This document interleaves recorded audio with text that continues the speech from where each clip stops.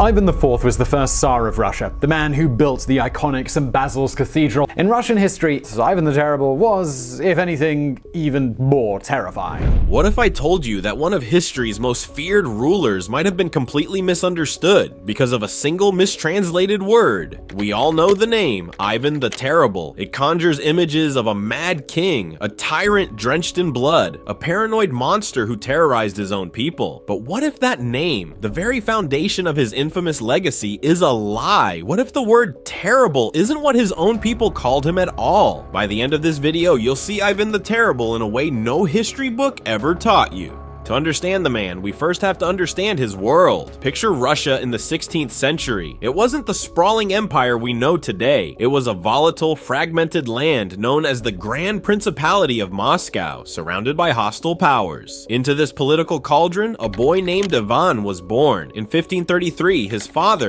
Grand Prince Vasily III, died. Ivan was just 3 years old. He was now the ruler of a nation teetering on the edge of collapse, a crown on his head, but no power in his hands. The real power belonged to the boyars, the elite, scheming nobles who saw the child prince not as their sovereign, but as a pawn in their vicious game of thrones. Just a few years later, his mother, Elena Glinskaya, who had been ruling as regent, died suddenly. It was widely believed she was poisoned by a rival boyar clan. Now at the age of 8, Ivan was a complete orphan, a king held captive in his own palace. How do you survive when everyone around you wants your crown or your life? This question defined Ivan's entire existence. His childhood wasn't one of princely luxury, it was a masterclass in psychological torture. The boyar families, the Schwiskys and the Belskys, fought for control over him, and their methods were brutal. One moment they would dress him in magnificent robes and force him to preside over official ceremonies, parading him as the rightful ruler. The next they would storm his private chambers, neglect him, and even steal his food. He and his younger brother were often left in rags, hungry and afraid, while the nobles feasted and plotted in the halls of the Kremlin. They would burst into his bedroom, terrorizing him in the middle of the night, reminding him constantly that he was utterly powerless. Imagine being told you're the most powerful person in the land, but treated like dirt every day. This constant whiplash of adoration and abuse, of power and humiliation, planted a deep seed of paranoia and rage in Ivan.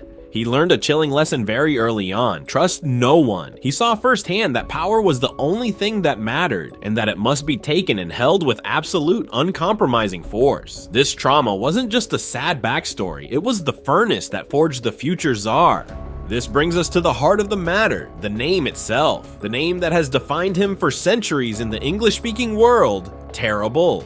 But he was never called Ivan the Terrible by his Russian subjects. They called him Ivan Grozny. This is the crucial point, the mistranslation that changed history. The Russian word Grozny doesn't directly translate to terrible in the modern English sense of being awful or evil. A more accurate translation would be fearsome, formidable, awe-inspiring, or imposing. Think of the power of a thunderstorm. You wouldn't call it evil, but you would call it Grozny. It's a word that conveys respect and fear in equal measure. It describes a leader who inspires dread in his enemies and commands absolute authority. For 16th century Russians, a Grozny Tsar was a strong Tsar, one who could defend the nation and bring the arrogant boyars to heel. To the English, hearing of a ruler called Ivan the Terrible conjured the image of a villain. To the Russians, Ivan Grozny evoked the image of a powerful, commanding sovereign. So what if everything we thought about Ivan's cruelty was partially a misunderstanding? At the age of 17, Ivan decided he had enough of being a puppet. In 1547, in a brilliant move of political theater, he had himself crowned not as Grand Prince, but as the first ever Tsar of all the Russias. The title Tsar, derived from the Roman Caesar, placed him on equal footing with the emperors of old. He was no longer just the first among nobles, he was God's chosen ruler. In his early reign, Ivan was remarkably effective. He was intelligent, devoutly religious, and genuinely popular with the common people. He introduced a new code of laws, the Sudebnik of 1550, which centralized the administration and curbed the power of the corrupt boyar governors. He reformed the military and established a standing army, the Streltsy, and he began a period of massive territorial expansion, conquering the Tatar Khanates of Kazan and Astrakhan, opening up the entire Volga River and trade routes to the Caspian Sea.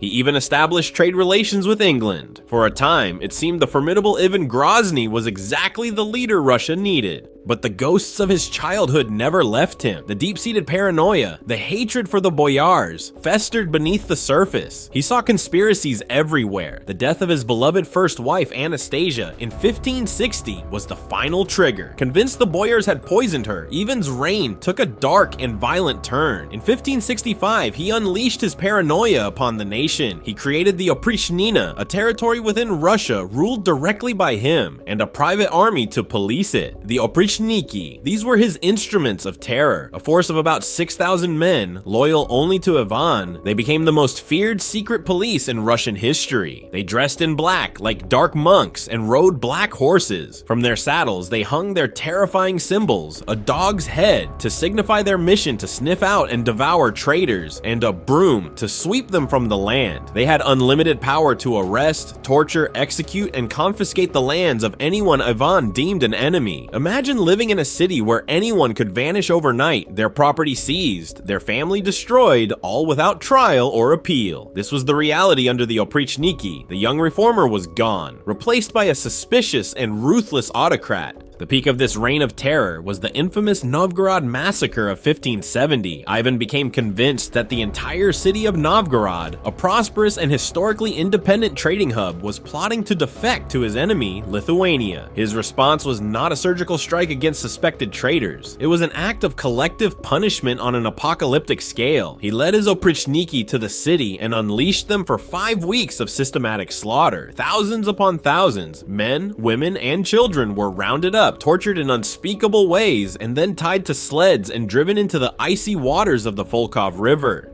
Chronicles from the time claim the river ran red, choked with bodies for months. The city was ransacked, its wealth plundered, its churches desecrated. Novgorod, once a jewel of Russia, was left a smoking, depopulated ruin. This event, more than any other, cemented his reputation for extreme brutality. This was not just fearsome, this was monstrous. So how do we reconcile these two Ivans? The brilliant reformer who centralized the Russian Tsar's power and expanded his empire, and the paranoid tyrant who drowned a city in its own blood. The truth is, he was both. Ivan the Terrible was not simply a madman. He was a product of his brutal upbringing, a ruler shaped by profound trauma, who saw enemies in every shadow. His accomplishments were real. He laid the foundations for the modern Russian state, transforming it from a medieval principality into a budding empire. But the cost was immense. The Oprichnina shattered the old nobility, but it also devastated the economy and instilled a culture of fear that would echo for centuries. The mistranslation of Grozny to terrible didn't invent his cruelty, but it certainly amplified the Western perception of him as a one-dimensional, purely evil figure. It stripped away the context of his achievements and the psychological drivers of his paranoia. So was Ivan really terrible, or simply a formidable ruler shaped by circumstance who ultimately gave in to his darkest demons? In the end, the story of Ivan Grozny is a stark reminder that history is rarely black and white. His life was a tragic blend of brilliance and brutality, of nation building and self-destruction. The childhood trauma he endured created a paranoid ruler, and that paranoia led to ruthless measures that terrorized his people. The name Terrible is a linguistic accident that has shadowed his legacy, making it easy to dismiss him as a simple monster. But understanding the true meaning of Grozny, fearsome and formidable, forces us to look closer, to see a more complex and perhaps even more chilling portrait of a man who both built and broke his nation. If you want to unravel more of history's great mysteries, make sure to like this video and subscribe.